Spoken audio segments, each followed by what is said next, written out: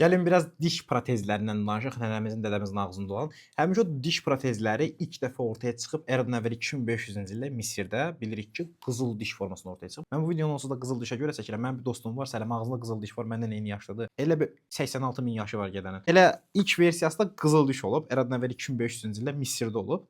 Bilirik ki, adamlar ağızlarına qızıl diş qoyurdular.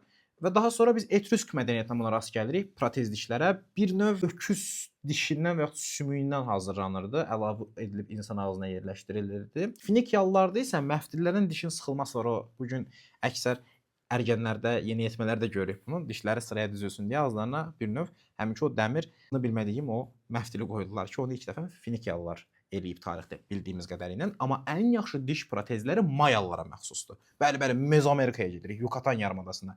Orada bilindiyi qədərilə tarix boyunca, yəni müasir dövrə qədər ən yaxşı diş protezləri hazırlanır. Sonrakı dövrlərdən danışsaq, gərək Avropaya gələk. Avropada nətər idi? Kimisə dişində problem var idisə gedib məzar oğruları da müraciət edirdi. O məzar oğruları da ölmüş insanların ağzından o dişi çıxarıb taxırdı bu birisi insanların ağzına. Və bir məsələni də söyləyək.